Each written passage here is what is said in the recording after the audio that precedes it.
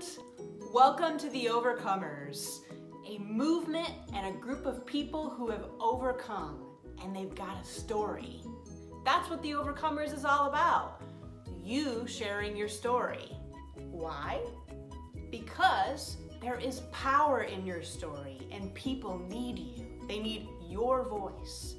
They need your story of hope, faith, and inspiration that where they're at right now is not the end. They need to know if you can overcome, so can they. Today, I'm excited to share with you another story of one such overcomer. So let's go check out who it is. I'm honored to be here today with my friend, Sandra Fromme. Sandra, thank you so much for joining us today. You're so welcome. Thanks for having me. So a few things about my friend Sandra, in case you haven't had the pleasure of meeting her like I have. Sandra is a fitness educator and a certified personal trainer, an amazing mom of two, and wife joining us from Canada.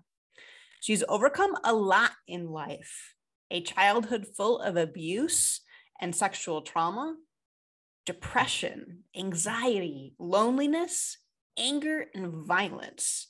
Now she's an elite personal development coach helping women overcome the mind and body disassociations. She's helping them overcome shame, guilt, and fear resulting from sexual abuse trauma. She learned to refuse to let contempt rule her life and turned her past into victory and is now empowered, confidently helping other women feel seen and find freedom too. But what I'm blown away most by with you, friend, is your overcoming spirit. The more I learn about your story, the more moved I am by the simple fact that you have been able to process through and deal with the traumas that you have. Because it'd be so easy for anyone to stay stuck with the things that you have had to walk through in life. But you didn't allow yourself to stay there. You have done the work to find freedom, to find help, to find peace and true joy again. And all that you have learned, you are now sharing so generously with others. You have an amazing heart and are so diligent, faithful, and wise. And watching you continue to find your voice these few short months that I've known you has been such a powerful thing to witness. So I am so excited to have you with us today. And without further ado, take us on that journey. Share with our listeners how you went from where you used to be in that place to where you are now. Take us back to the beginning. What was life like for you? Yes. Well, thank you so much. So life for me before I overcame was more feeling like, and I like all the things that you said right now, because yes, it is true. I have overcome. But where I've started, that's a different chapter. So, and I feel, I felt overlooked so many times. I felt like betrayed.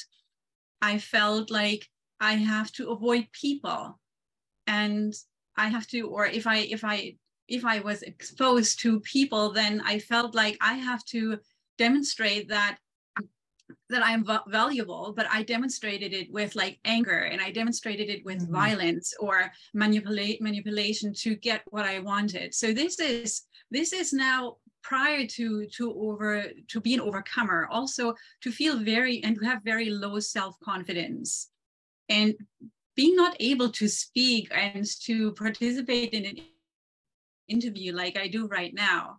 And I also did not acknowledge my own feelings, or just the person who I was. I became really anxious, really needy.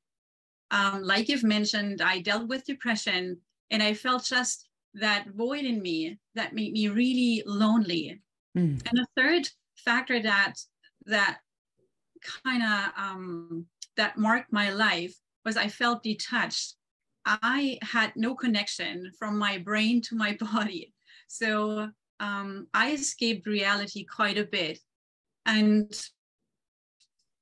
the turning point out of that situation, so it started when I refused to let that contempt rule my life.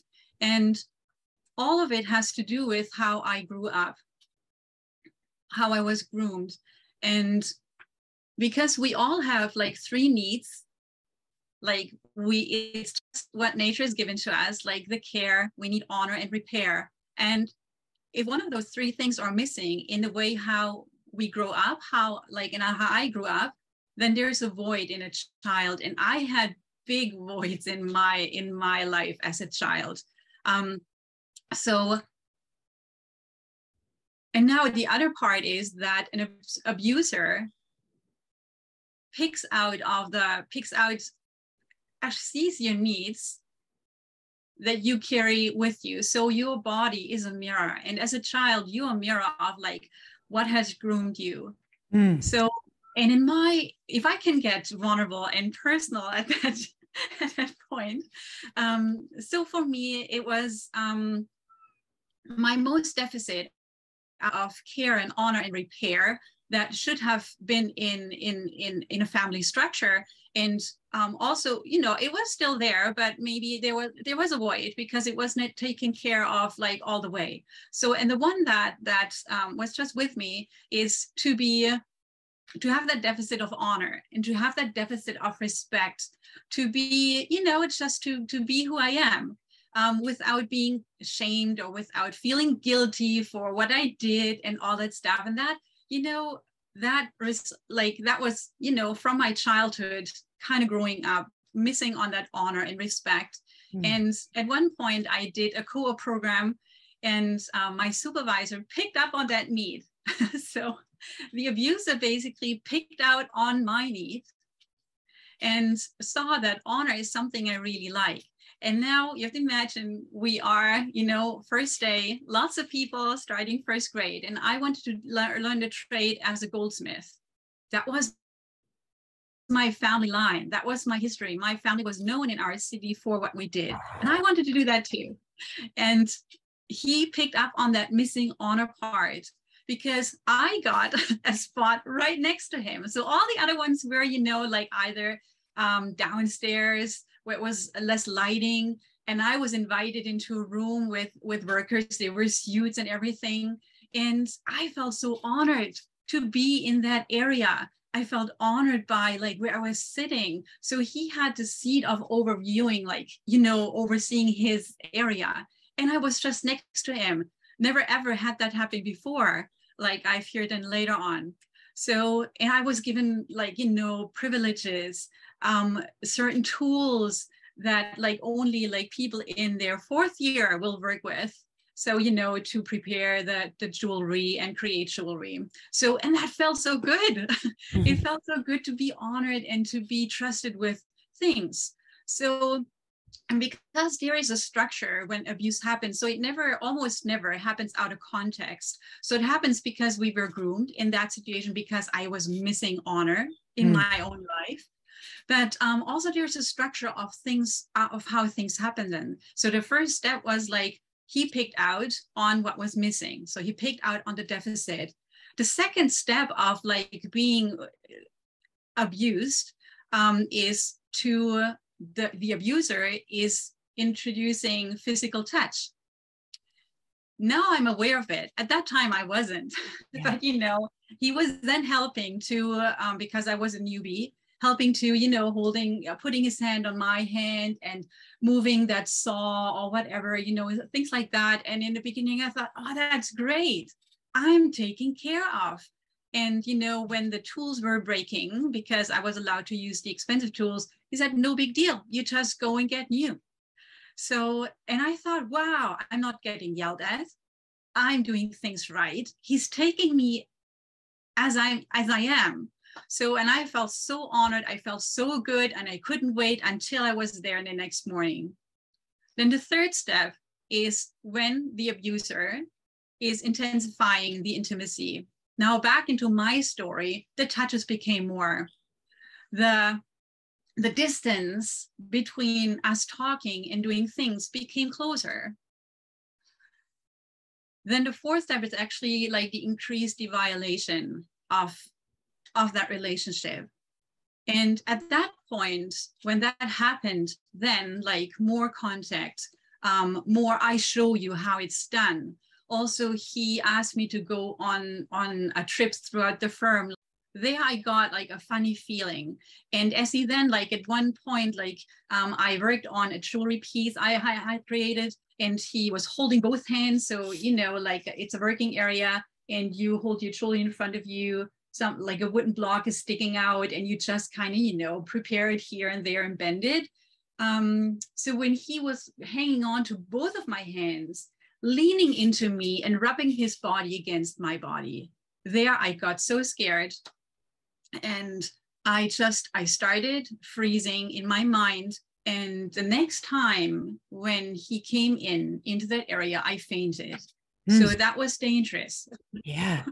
For the company.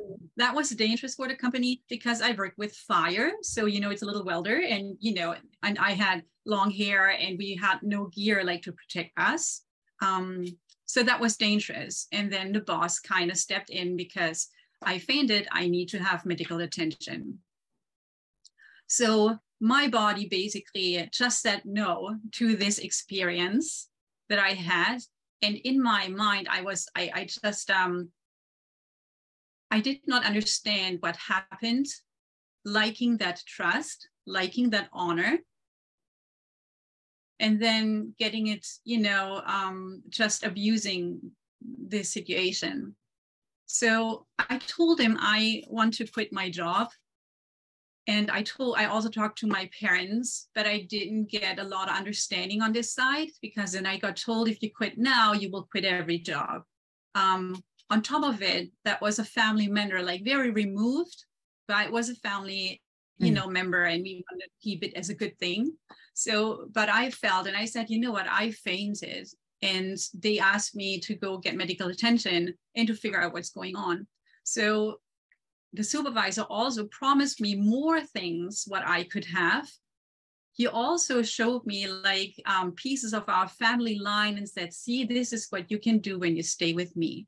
So he tried to pry me, right? And I felt, oh my goodness, there's jewelry like from my ancestors. And I felt honored by, you know, I can step in my family line, creating beautiful things, but at the same time, there was a strict no in my heart. So there was lots of confusion in my brain.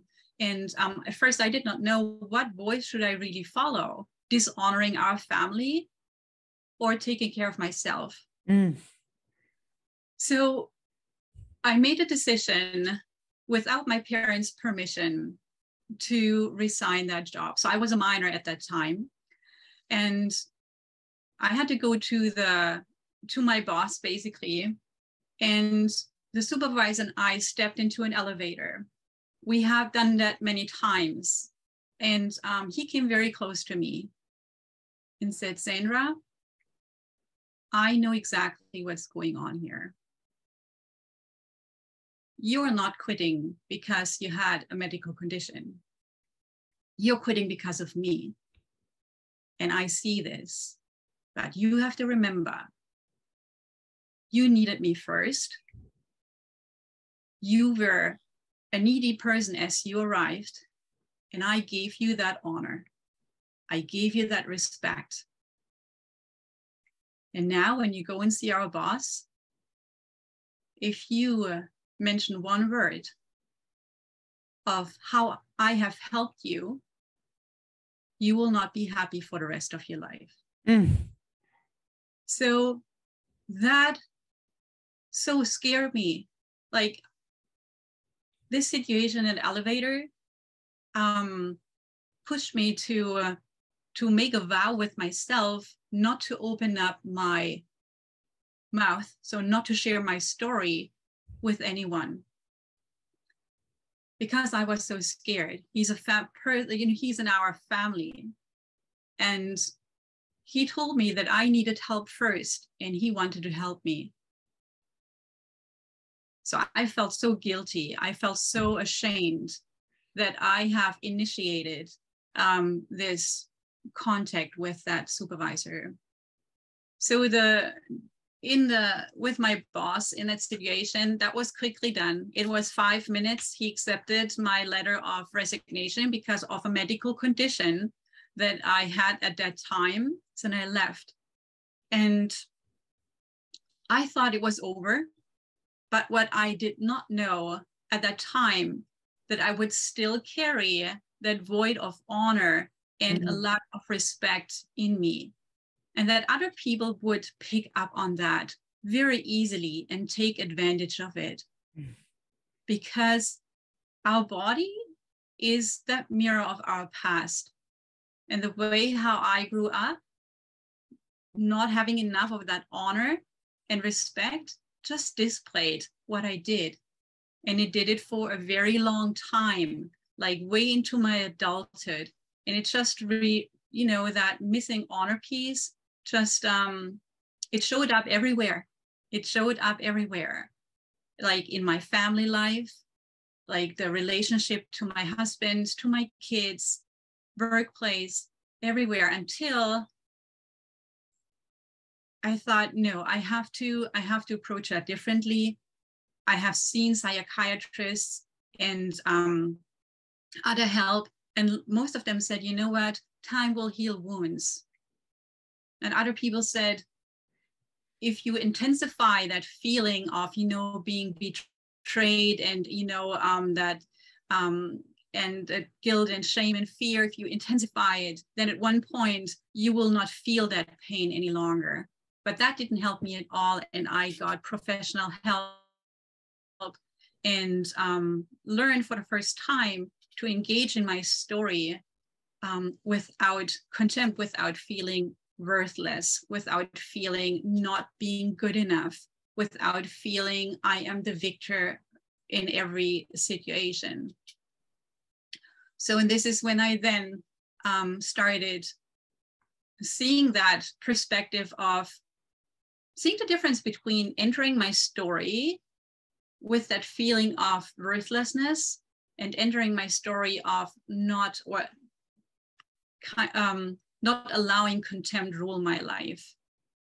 And this point really made the difference.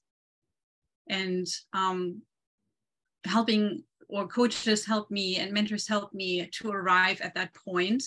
And because after that story with my supervisor, lots of stories like this happened in my life, and they shaped me for a very, very long time. And it was really honest. It also happened before that story with the supervisor, that I went into different scenarios of abuse, of trauma. And at one point I made again, like a promise to myself that I will not repeat history, because it will hang on to me for the rest of my life if I am not choosing that contempt is not ruling my life. Wow. So you talk about noticing it continuing to pop up in your life, and it wasn't until, things started changing for you until you were able to really address those feelings. Like, what was it that in your life at that moment caused that change? Like, was there an event you went to? Was there a specific mentor? Like, what was happening in your life to then start to cause this change where you started looking at that? Yes, there was an event. So at one point, a different job, was already an adult, had already my kids, married to an amazing husband.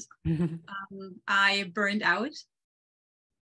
And at the first time I blamed, and I thought, no, this is them, like this is the workplace. But looking into me, it was, you know what, these ones are the fruits of your past.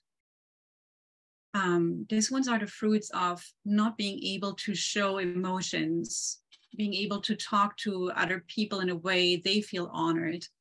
And over that situation, I burned out. I locked myself up in our bedroom. I was not able to come out. I dealt with depression and anxiety. And to the point of I wanted to give up, and the doctor said, Sandra, it's not time to give up yet. You have an entire life in front of you. You have great children and an amazing husband. So you need to keep going. But what I felt was that my past pops sometimes into my future. It's just saying, hello, I'm still here. Yeah.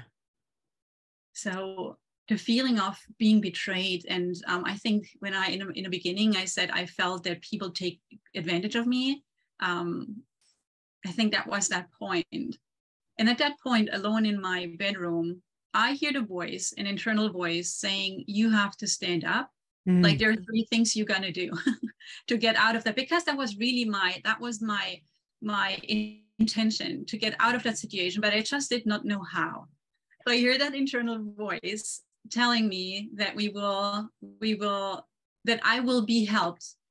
And for the first time again, I felt that honor. I will be helped. Someone will take care of me. I will not end up, and my kids and my husband will not end up without having a mother or without having a wife. So I will be taken care of, and they will be taken care of. So what I know, I had to take care of 3 things. So one was getting out of my room, starting to walk. The second was like taking care of eating habits that are not helping my brain. And the third thing, to develop skills that would help me to advance and not to stay in with that poor paying job that I had. And that's exactly what I did, 1 step at a time. I did 1 step, I felt exhausted. I was morbid obese at that time, and I had to crawl back into my bed. That was literally how it was. The next day I did 2 steps, and it just went on. And there I felt I need to take care of my mind and of my body and of my spiritual life. And this is what I then did. So I'm coming from Germany. And back in Germany, I got educated a lifestyle counselor. Coming to Canada, I did not continue. And then I started looking into, okay, I have learned this once. What about I applied for myself? And then also I looked into, is there a coaching program? Are there coaches out there that would help me with my mind, with my body, and my spirit? So then I engaged into that material that I was given, and inched my way forward to where I'm at right now. I became a fitness educator that you had addressed in the beginning, specializing on how to reconnect mind and body after my experiences. That's amazing. That's amazing. So there was definitely a specific moment that happened for you where you heard somebody, and I'm guessing it was him, talking to you, telling you, I'm going to help you. What in that moment made you respond in a way where you're like, I'm going to listen and I'm going to do what he's telling me to do? What was it about that moment that made you say yes? To have a void filled that I carried for so many years. I literally felt in my heart that I'm taken care of. And I saw that picture of him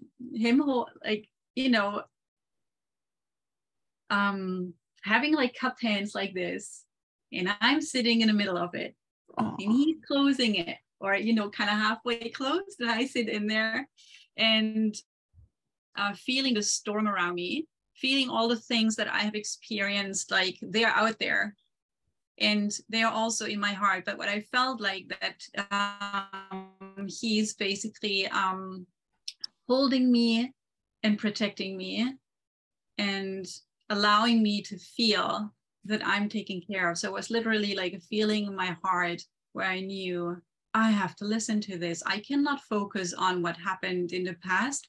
I have to focus on what he has in mind for me. I have to look towards that destination he has for me. And I didn't see it clear, but I knew there is a way, there is something I need to do.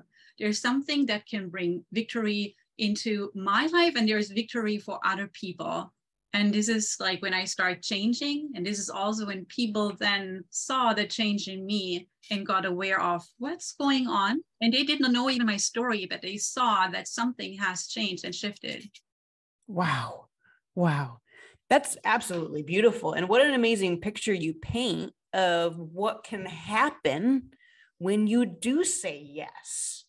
When you do say yes to the Father who loves you more than you can imagine and wants to envelop you in that way. And he is asking. And in that moment, he was asking you to trust him and to take his hand. And what an amazing, beautiful picture you have painted of what now has happened, because you did say yes. You did decide to trust him, and what he has now not only shown you, but the amount of healing and victory that he has led you to, the point that now you're helping other people find that victory too. That's redemption right there. So I know there's a lot of people out there who will have been listening to your interview today, and maybe they can relate to where you've been. Maybe they too have been through sexual abuse. Maybe they too have felt so dishonored so many times. What one piece of advice would you tell that woman today? If I would talk to my younger self, I would tell my younger self to go back into, in that situation, we start looking into what can help me with that void I have. Like, where can I go to? Either it's food or it is any other addiction. There will be, really temptations of like, how to overcome this, because this is what is in us. Our brain and our body is looking for a way to overcome. And there are so many options out there how to overcome. If I would have had someone guiding me into the direction of what will give you the result that you are looking for, who can feed or who can fill that void of being so desperate for honor. Like, who can do that? Who can do that in taking you as like who you are, with all the things that are, maybe not right, or at the time not right. Like, who can give you that? Who can give you that deep trust, that deep honor, that care, and also that repair, like the forgiveness when things don't go right? Like, who can give you that? And this is basically the answer we are looking for. But unfortunately, so often we drift away and look into, how can I distract my mind? How can I escape my reality? And we are looking to so many areas, like how to overcome it. But at the end, it makes us more distant from what we want to do. And because what our mind has experienced, our body has experienced. What we've experienced with our body, our mind has. So this one, they are connected. We cannot separate them. To hope and wish that, flashbacks will disappear because I escape my reality, that it will not help us.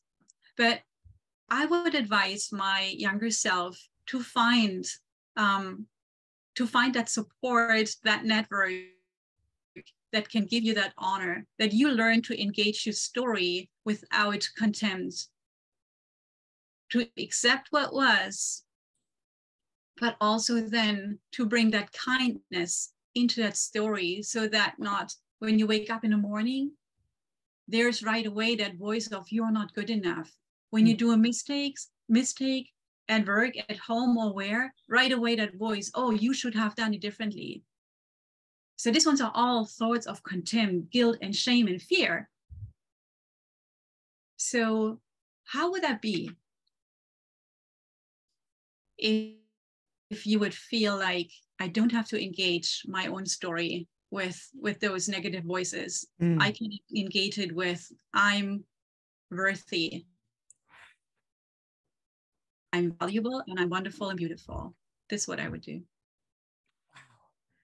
So good, my friend. So good. There's so many things going through my head right now because that was so profound.